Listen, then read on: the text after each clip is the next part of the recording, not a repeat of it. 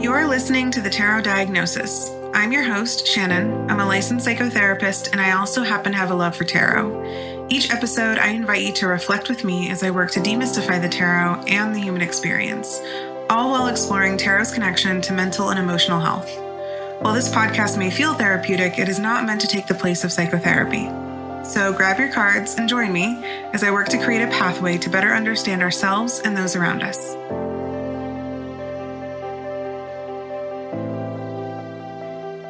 I wanted to spend some time with you all reflecting on the paradox of growth and change.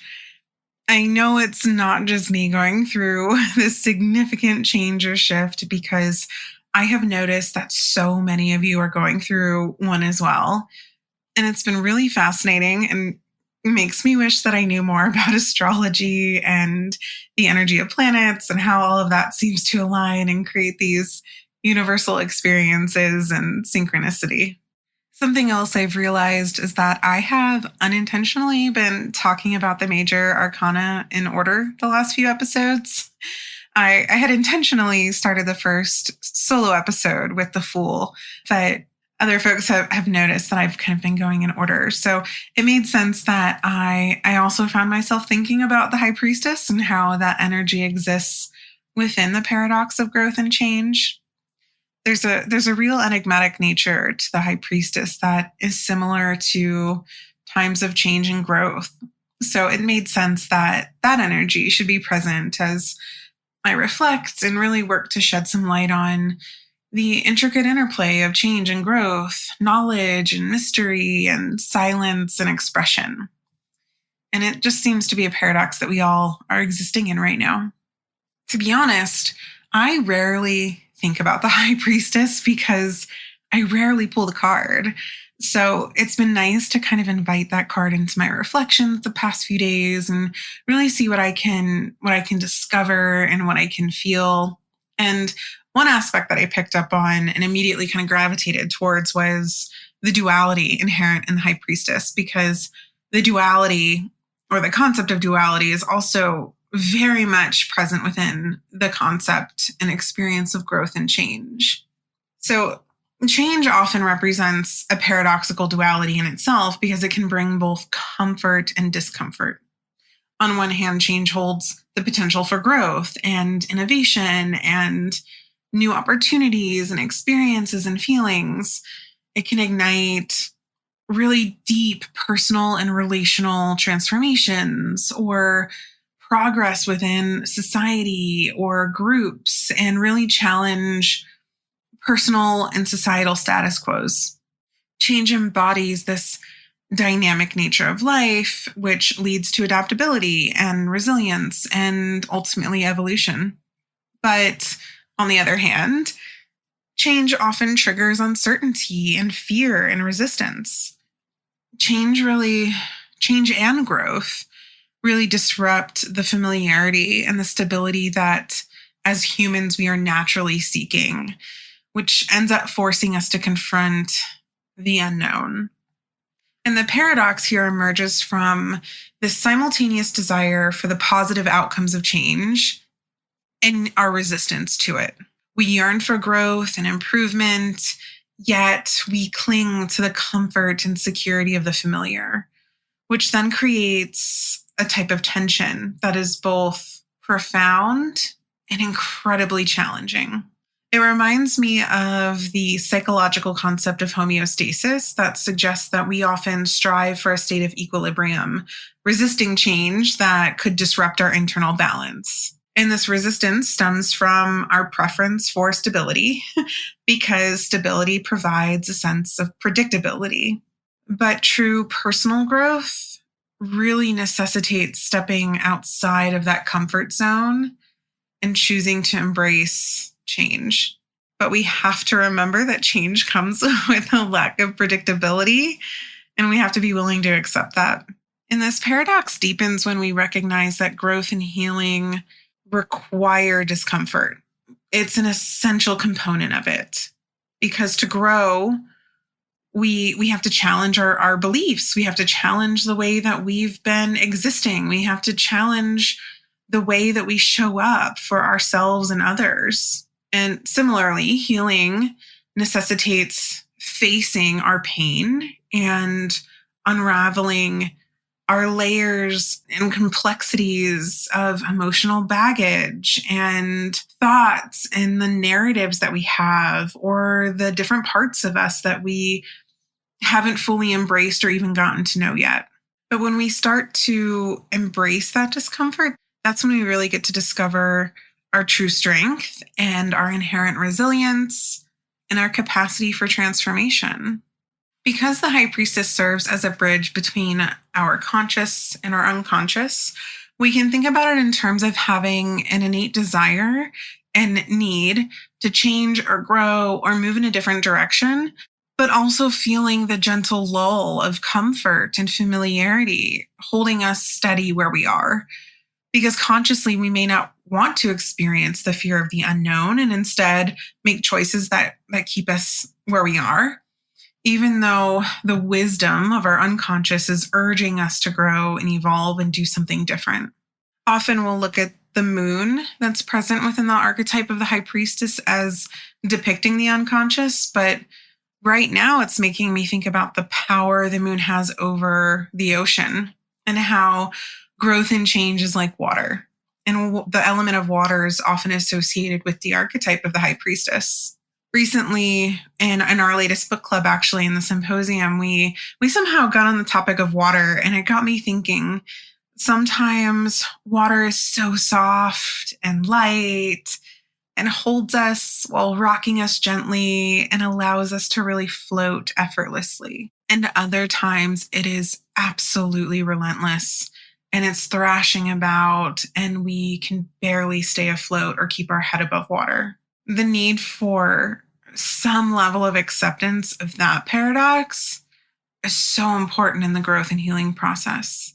Because sometimes when we are growing or healing, we are going to feel held and rocked and lulled and sung to by the process.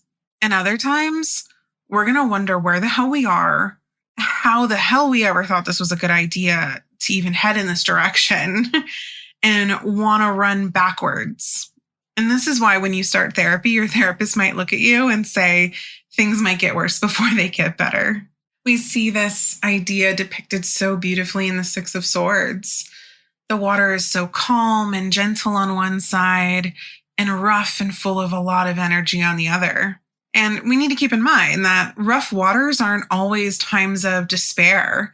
Sometimes the rough waters are just times our growth is being tested, times when we're faced with a stimulus and having to learn how to navigate that. This is where response versus reaction tendencies are really getting tested.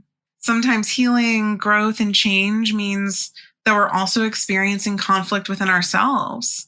Think about the two pillars in the High Priestess, the personification of paradox, really.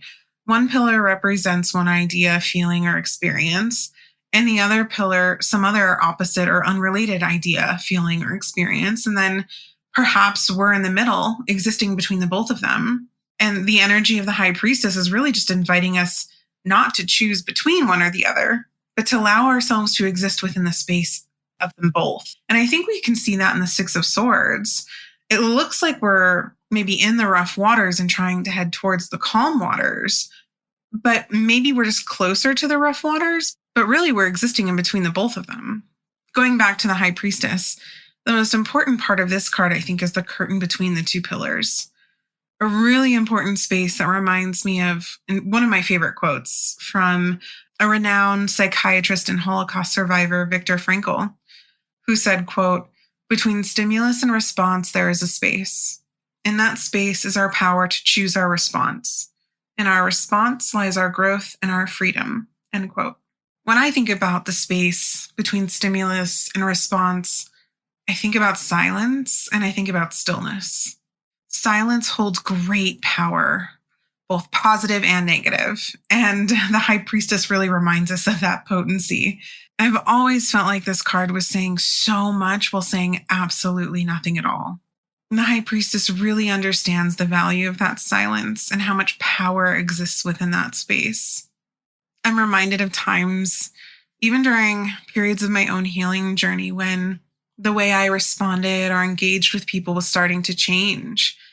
and how, while I've learned and discovered so much about myself, the people around me, there are times that to speak about that growth and discovery would have likely caused a disruption for myself and them, especially if the people I wanted to share with were not at a place in their own journey to be able to receive or accept me and my discoveries and my change and my growth. And this can be really painful because we often want to be able to share that with the people who are closest with us, or we want to be able to confront the people from whom we're healing from. And yet sometimes we can't do either of those things. I think silence itself is a paradox in relation to this discussion, because when it comes to change, we might be used to responding and reacting, that giving someone else space or giving ourselves space, this moment to consider, a moment to truly listen to understand instead of listen to respond, can feel jarring and so uncomfortable. But at the same time, it's exactly what is needed. And to take that further, we exist in a society that is just characterized by constant noise and chatter. And yet the High Priestess emphasizes the value of quiet reflection. I think the energy of this card speaks to how within silence or purposeful pauses that we can really hear our innermost thoughts and needs and desires. By embracing that space between stimulus and response, we create room for growth, introspection, self-discovery, discomfort. And the High Priestess teaches us that growth is not always found in loud proclamations, but most often in those quiet pauses of our own inner world. I think the High Priestess also acknowledges that these purposeful pauses and moments of silence, even though they're necessary for growth and change, won't always reveal important truths. I think that's where true growth can emerge, because when we learn to recognize that not everything can be fully understood or dissected or explored or have an answer, that's when we're given this sense of freedom and this true sense of comfort within our own personal growth. I feel like I've been talking a lot about symbolizing the interconnectedness or the intersection of opposing forces, and how the High Priestess embodies the delicate dance between aspects of our psyche and the effects the paradox of change has on our mental and emotional well-being. And it has me thinking about vulnerability and strength, light and shadow, acceptance and rejection. And I think acceptance and rejection is probably one of the most profound aspects of growth and change, and one that maybe we don't talk about as much. And I feel like I want to pull a card to that. So let's see. Nine of Cups. So Nine of Cups for acceptance and rejection as we explore the paradox of growth and change. It's interesting because I think and I have this conversation so much with folks, but it's so natural to outgrow certain relationships and social circles. Our personal evolution and healing journey can lead us to develop new interests or different values and goals. But I think most importantly, it changes the lenses through which we view the world around us. And I feel like the Nine of Cups is really speaking to that. And often when there's this shift in our perspective or priorities, that can lead to a sense of emotional distance or even physical distance from the people that we once surrounded ourselves with. And with the Nine of Cups, I think, we often think about satisfaction and accomplishment because that's the traditional meaning of the card. And we think about those same ideas when we think about growth and change. So it's fitting that it showed up and that energy very much exists. But I think something that is more realistic and important to acknowledge is that while we've gained these 9 cups on our journey through growth and change, the reality is that means we've probably lost a few along the way. I think when we're talking about healing and growth and change, it's so easy for us to talk about these 9 cups and have them on display and say, yes, I got this here and I got that there. And let me polish this one up because I'm really proud of it. And we don't reflect on the cups that we had to maybe give away, or that we had to say goodbye to, or that we had to bury or shatter completely. Now I'm thinking about the 5 of Cups. and maybe cups that we had to toss into the river and watch float away. And I don't want to be a downer here, but I do think it's important to note that that energy exists here. And I don't think the 9 of Cups is implying that once you experience growth and change, you're completely isolated or lonely. I just think it's suggesting that as we evolve, it's important to acknowledge kind of where we were and where we've come from and that process. And also not to just stand still and say, oh, look what all I've done, but more so, okay, well, now it's time to seek out new connections and communities and find out who or what aligns with this new sense of self. I think it really encourages us to embrace the process of change while also remaining open to forming new relationships and also nurturing the ones that already exist. And I think maybe that's something else that this 9 of Cups can represent. Perhaps those 9 cups are the celebration of maybe values or priorities or relationships or folks who have been able to witness your growth and cheer you on and maybe grow alongside of you. And who wouldn't love some appreciation? I think that's one thing, especially when I'm doing couples work. We don't share how much we appreciate each other enough. And it's so easy to let ego get in the way and claim, all of our growth or change or success as our own. But the reality is, sure, maybe you did all the work, but there are so many people and experiences that existed along the way, whether that's books you've read or relationships that have given you little nuggets of wisdom, or people who have held your hand or hugged you during really difficult times. And yet I go back to paradox and how one of the most painful paradoxes of growth and healing is that inevitable loss. And not only is that loss people around us or relationships or values, but that loss is sometimes the loss of our former self. And I think it's worth spending some time reflecting on that too. Perhaps this 9 of Cups is 9 versions of ourselves before we are, or before we got to where we are today. That's an interesting thought. So I find myself reaching for the High Priestess card again, and I'm thinking about how each time we experience change, it's almost like we have a metaphorical meeting with the High Priestess. And we go to the High Priestess and we share the knowledge and the wisdom and the experience and the stories that we gained along the way, along with any pain, heartbreak, discomfort, joy, revelation, pleasure. And I feel like all of that gets recorded into her Torah, or maybe her Torah is our own personal journey book. And then we get to take one step up the ladder towards self-actualization, because whatever experience we just had led to growth and change and gave us this kind of metaphorical peek behind the High Priestess's curtain. So now we have the ability to take that next step or seek out that next experience. And, there's a level of fool's energy present here. And it feels very fool's energy, but feels very fool if the fool was very grounded and esoteric. Now I feel like I need to spend time with the Fool and the High Priestess together. But maybe that is actually a reflection on how multifaceted and complex we are as human beings. It's really important to remember that not only is our growth not linear, it's not limited to a single dimension. It occurs on multiple levels, both simultaneously and not simultaneously. It can be physical, emotional, mental, spiritual. And each dimension interacts with and influences the others.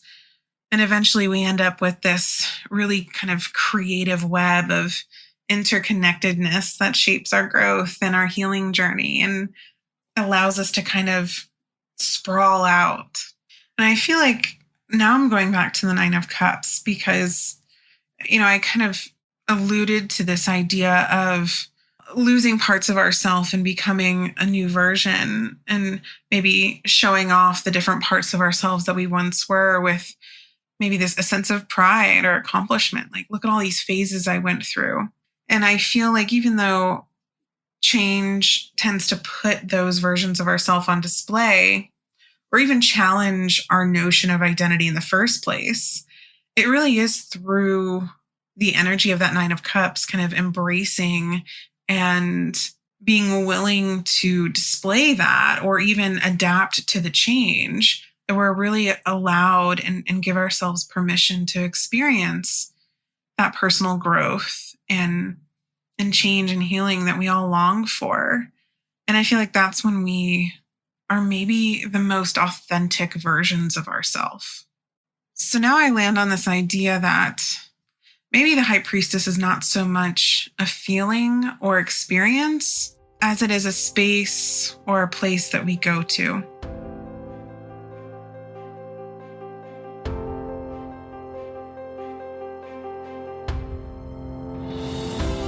Thank you so much for listening to the Tarot Diagnosis. You can follow us on Instagram and TikTok under the handle @the-tarot-diagnosis and join us while we pull daily cards and explore tarot and mental health in between podcast episodes. You can also subscribe to our podcast to make sure that you never miss an episode. If you have a topic or question that you'd like for us to explore on the podcast, you can contact us directly on our website, www.thetarotdiagnosis.com.